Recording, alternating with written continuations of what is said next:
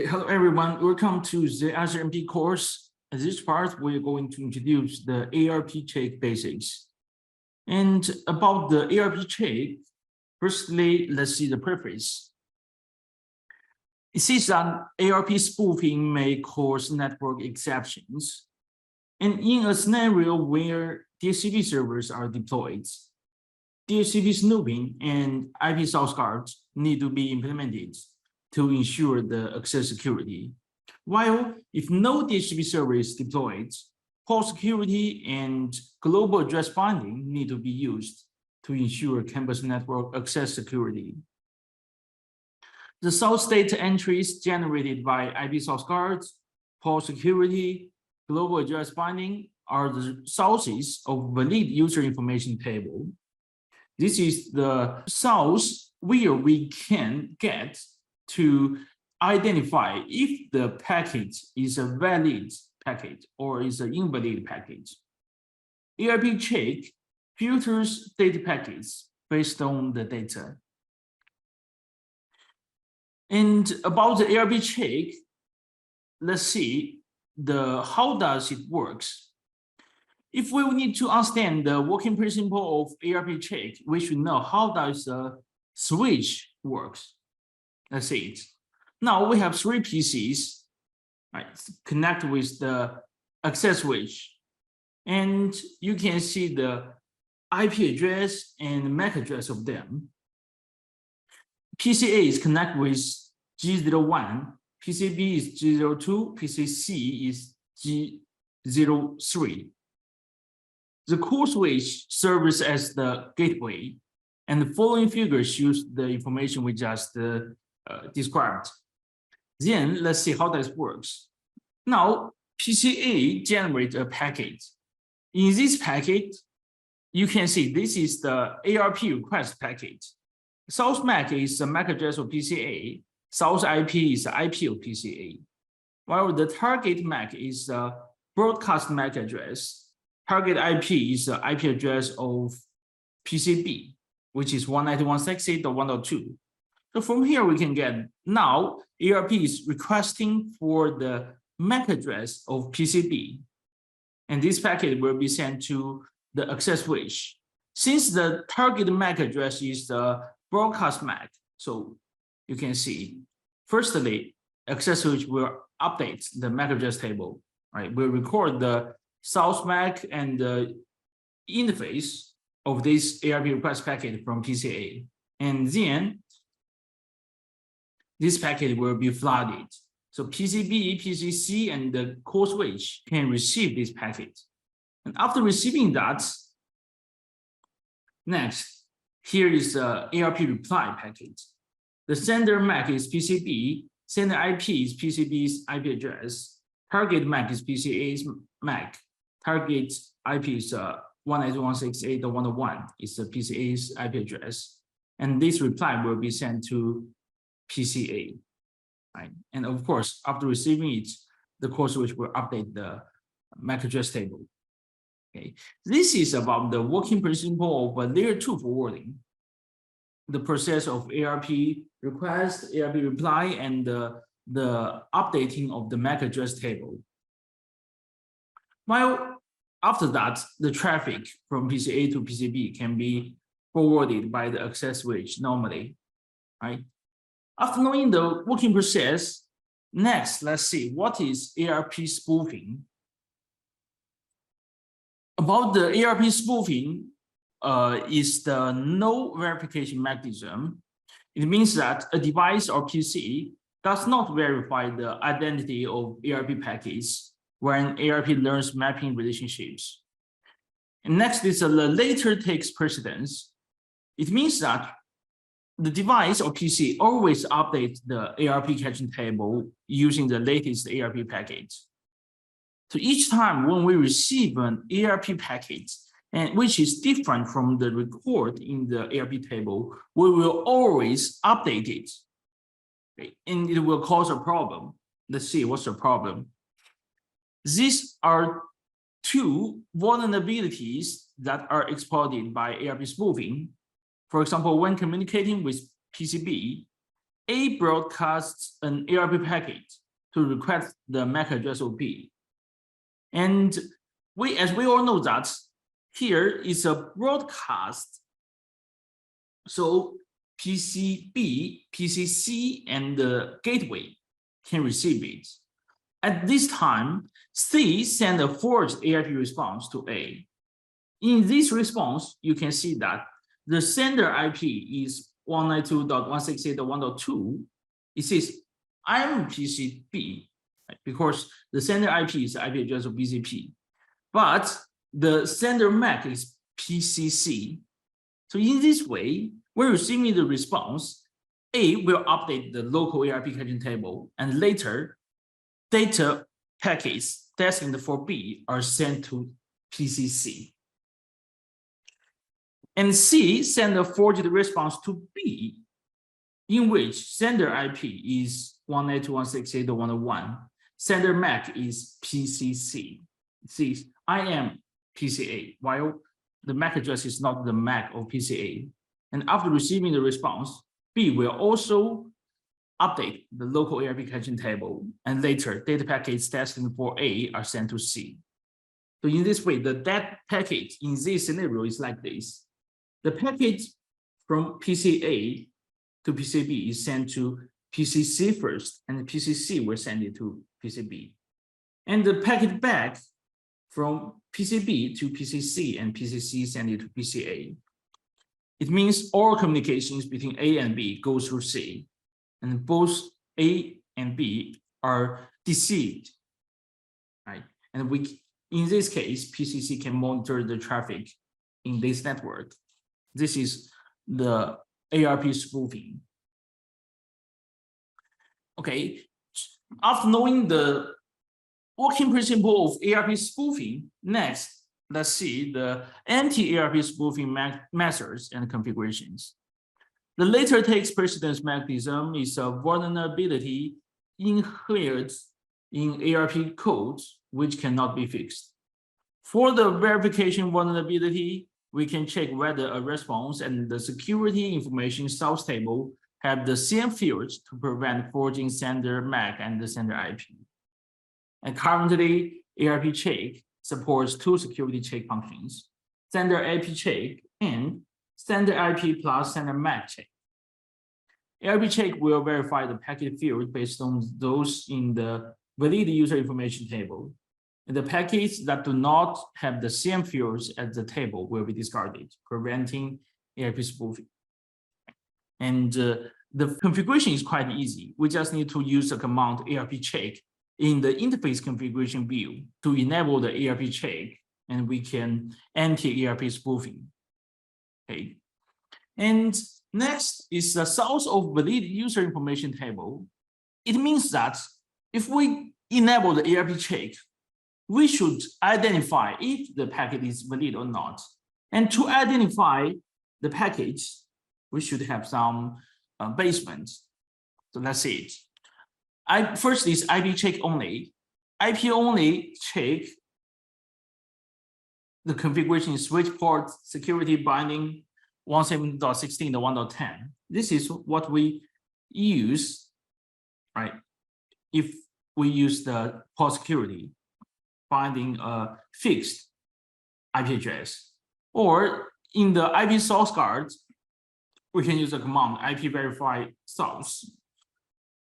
And next, IP and MAC check. Here are the commands. For example, for the interface configuration, command is switch port security binding the fixed MAC, VLAN, and IP address. Or in global address binding, the command is address bind, IP address, and MAC address. Or in IP source card, IP verify source port security, followed with a static binding, global IP or MAC address configuration. And upon completion configuration of the four-screen security features and ARP check on the interface, the entire ARP check deployment has finished.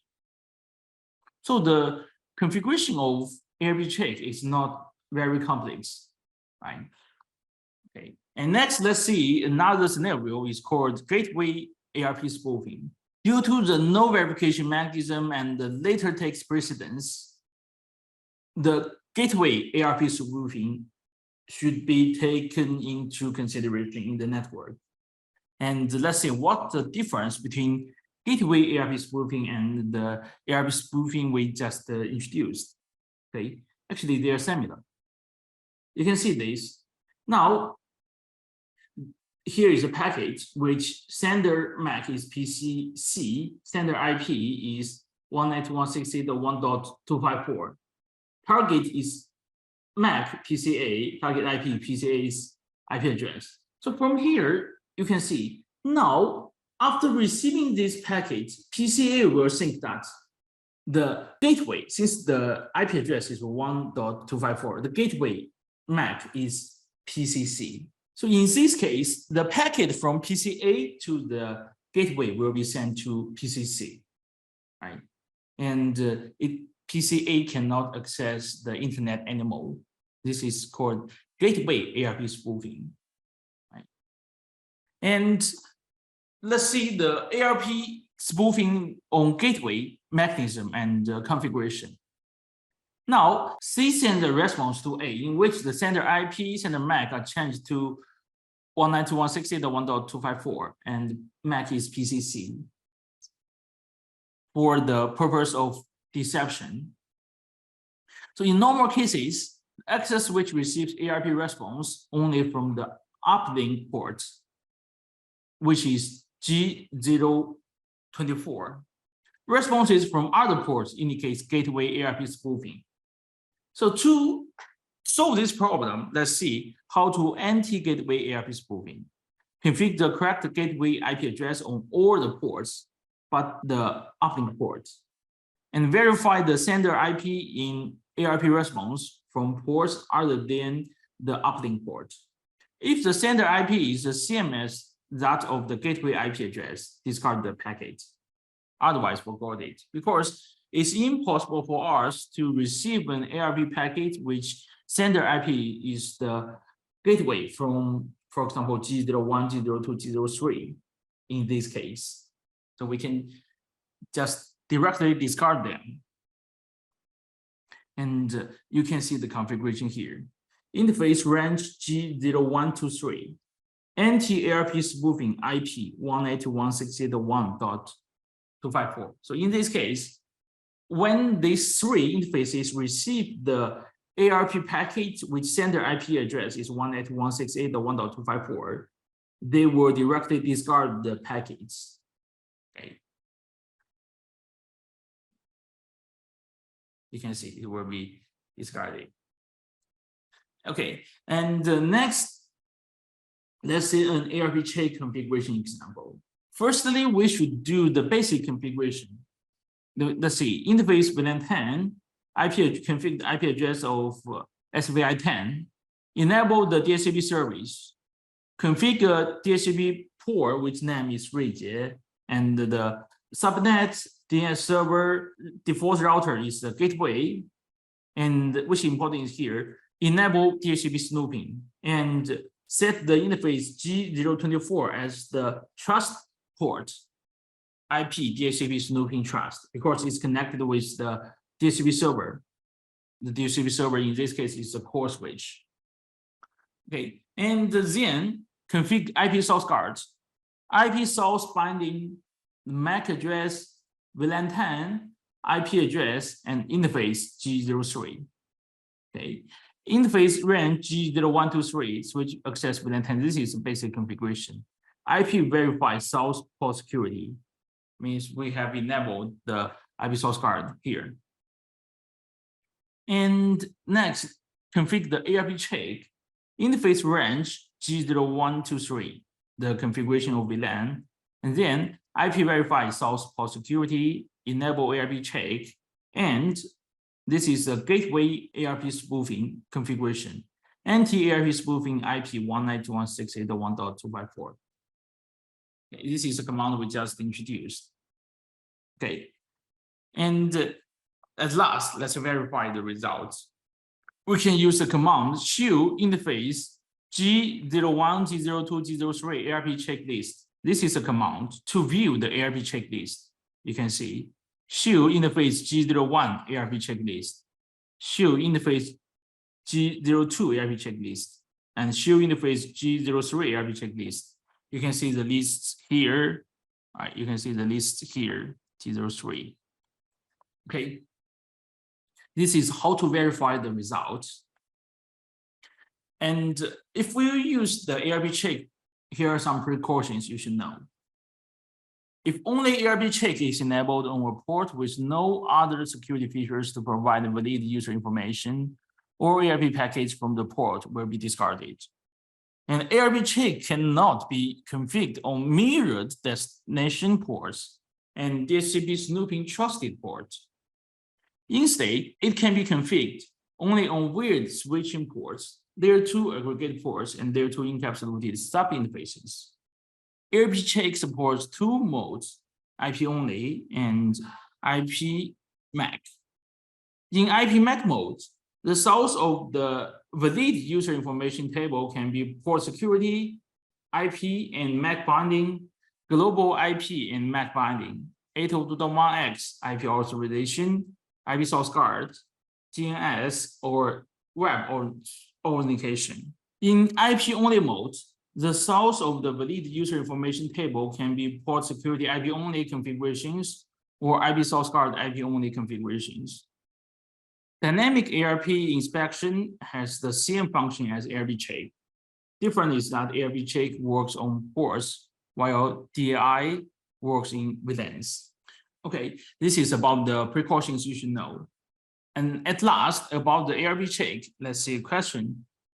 ARP check verifies sender IP, sender MAC, and sender IP in ARP packets to check whether a packet conforms to the valid user information table.